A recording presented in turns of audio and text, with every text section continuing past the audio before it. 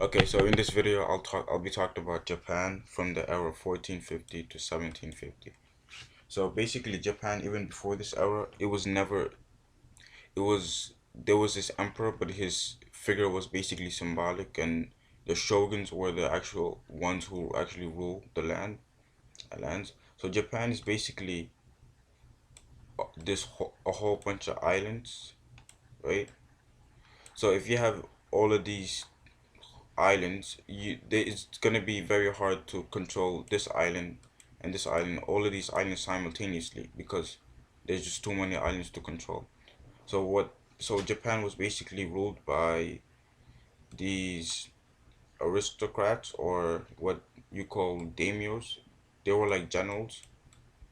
The shoguns were ordered by the emperor, and then the daimyos they actually control the samurais. And you had all of these daimyos on every single island. So the emperor's power, let's use a different color. The emperor's power was, let's say, it's symbolic. He doesn't really control any power. But these individual daimyos, they're the ones who actually control the stability of every single island in Japan.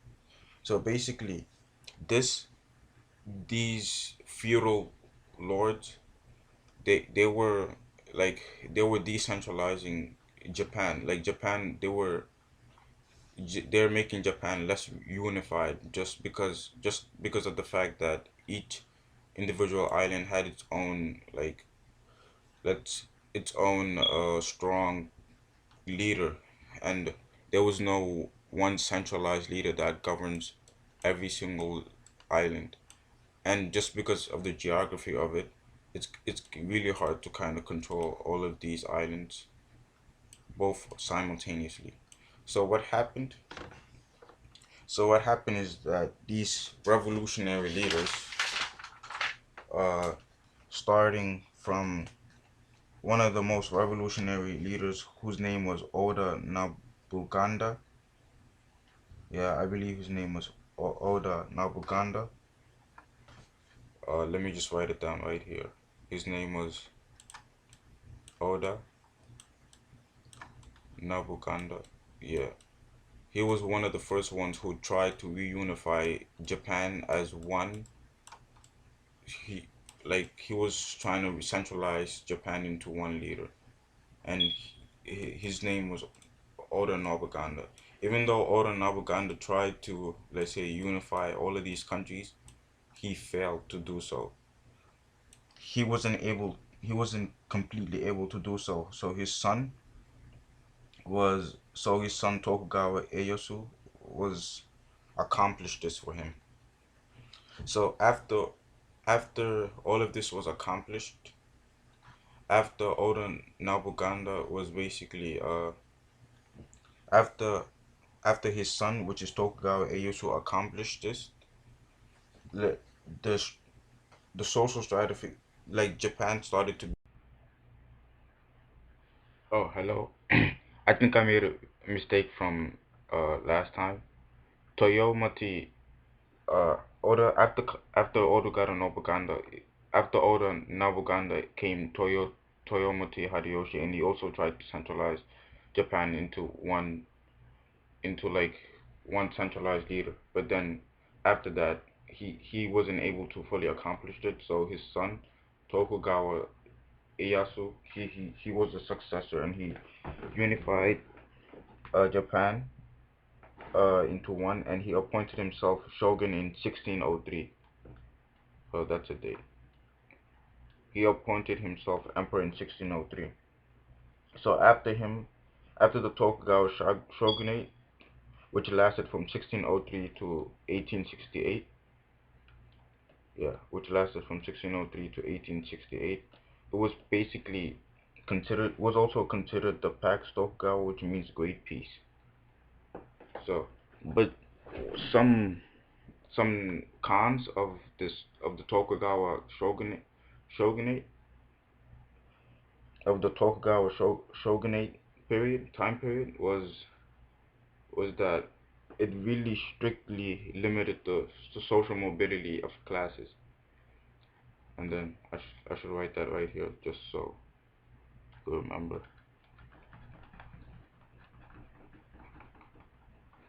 So the the Tokugawa shogunate, oops, yeah, the Tokugawa shogunate,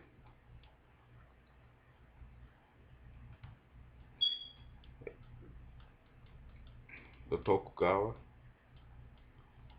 I'm not gonna write shogunate, but the Tokugawa shogunate, it limited the social mobility. It limited the social mobility of classes. So it would, like, you strictly remain in your class. And also, this Tokugawa shogunate also limited women's rights.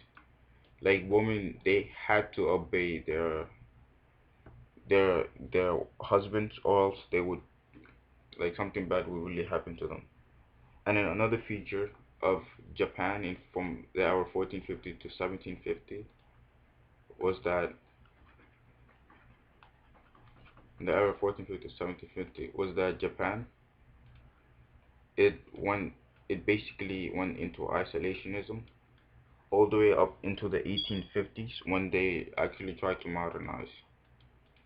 So, like, Christian missionaries came into Japan. So let's say C for Christian missionaries. They tried to come into Japan, and they converted some Japanese people, and say these were Japanese people. Like, the the the Tokugawa shogunate was so strict that they would actually execute these Christians in the time period. So that's how strict it was. And and they wouldn't even let foreign traders go past the the port of Nagasaki. Like, foreigners could not go past the port of Nagasaki. That's how, like, isolationist Japan was. So and basically some parts of Japan, like, during this oppressive time period, was that some of the things they accomplished was that some parts of Japan became highly urbanized. So you could just write highly urbanized. Even though it was a strict time period, they became highly urbanized in this era. Uh, and they made elaborate roads and canals. Okay, this is highly urbanized. Uh, and they made elaborate roads. They made roads and canals which increased, which ameliorated or made the infrastructure better. So roads and canals. So some parts of the economy, like, improved in this era, and at the same time this era was very oppressive. Thank you. This is Fall Academy.